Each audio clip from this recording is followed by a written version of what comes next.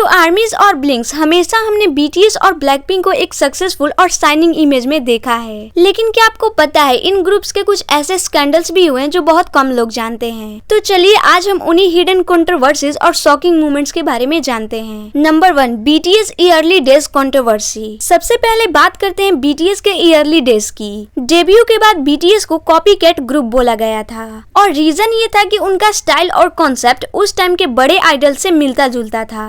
बहुत सारे हेटर्स ने तो ये भी कहा कि बीटीएस ज्यादा दिन तक टिक नहीं पाएंगे, लेकिन आज वही बीटीएस दुनिया का सबसे बड़ा बॉय बैंड है। Second number, Blackpink plagiarism rumours. Blackpink भी स्कैंडल से बच नहीं पाई। उनका गाना बूम भैया और कुछ कोरियोग्राफी मूव्स पर प्लेगरिज्म का इल्जाम लग चुका था। बहुत सारे हेटर्स ने कहा कि उनका स्टेप इंटरनेशनल आर्टिस्ट से इंस्पायर्ड है, लेकिन कुछ ही दिनों बाद ब्लैकपिंक ने ये प्रूव कर दिया कि उनका स्टाइल खुद का है। Third number, BTS lipsyncing accusations. कई अवार्ड शो के दौरान बीटीएस पर लिपसिंग का इल्जाम लगाया गया था। हेटर्स का कहना था कि बीटीएस लाइव परफॉर्मेंस नहीं करते, लेकिन आर्मीज को सच पता था क्योंकि बीटीएस हर कॉन्सर्ट में अपनी आवाज से स्टेडियम हिला देते थे। और अब ये एक्यूजेशन सिर्फ रूमर बन के रह गए हैं। Fourth number, Blackpink contract issues. 2023 में सबसे बड़ा स्कैंडल तब आया जब रूमर्स आए कि ब्लैकपिंक वाईजी एंटरटेनमेंट छोड़ रही हैं। फैंस टेंशन में आ गए कि कहीं ग्रुप डिसबैंड तो नहीं होने वाला, लेकिन फाइनली वाईजी एंटरटेनमेंट ने कंफर्म कर दिया कि सबने अपना ग्रुप कॉन्ट्रैक्ट रिन्यू कर लिया है और तब जाके ब्लिंक्स ने चैन की सांस ली। Fifth number, BTS military service debate. BTS के लिए एक और बड़ा कंट्रोवर्सी तब हुआ जब बीटीएस की मिलिट्री सर्विस का इशू आया।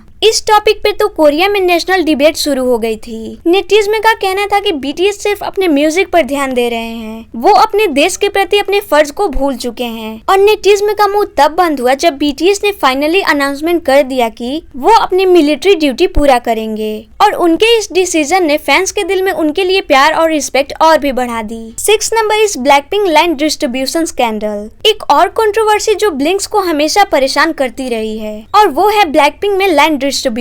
कई फैंस ने बोला कि ब्लैकपिंक में जेनी को ज्यादा लाइंस मिलती है और जीसू, लीसा और रोजे को बहुत ज्यादा कम, और इस वजह से जीसू, लीसा और रोजे के फैंस अपसेट हो गए थे। ये डिबेट इतनी बड़ी हो गई थी कि ट्विटर पर जस्टिस फॉर लीसा और प्रोटेक्ट जीसू जैसे हैशटैग ट्रेंड करने लगे। 7 नंबर इस बीटीएस बिलबोर्ड मैनिपुलेशन रूमर्स। जब बीटीएस बिलबोर्ड हॉट 100 पर नंबर 1 हुए तो कई वेस्टर्न मीडिया आउटलेट्स ने उन पर चार्ट मैनिपुलेशन का इल्जाम लगाया। उन्होंने बोला कि बीटीएस की पॉपुलैरिटी सिर्फ फैन स्ट्रीमिंग की वजह से है, ना कि क्वालिटी की वजह से। लेकिन आर्मी ने अपनी फुल पावर दिखाई और ये प्रूव कर दिया कि बीटीएस की सक्सेस उनके हार्ड वर्क का रिजल्ट है, ना कि मैनिपुलेशन का। 8 नंबर इस Blackpink jenny lazy scandal. Jenny का एक टाइम पे बड़ा स्कैंडल हुआ था जिसमें उन्हें लेजी डांसिंग के लिए ट्रोल किया जाता था। कुछ क्लिप्स वायरल हो गए जिसमें लग रहा था कि वो परफॉर्मेंस में एनर्जी कम दिखा रही हैं, लेकिन सच ये था कि वो अपने हेल्थ इश्यूज से स्ट्रगल कर रही थी। ब्लिंक्स ने उनका सपोर्ट किया और आज जेनी अपने किलर स्टेज प्रेजेंस से सबको इंस्पायर कर रही हैं। 9 नंबर इस बीटीएस जंगकुक टैटू स्कैंडल।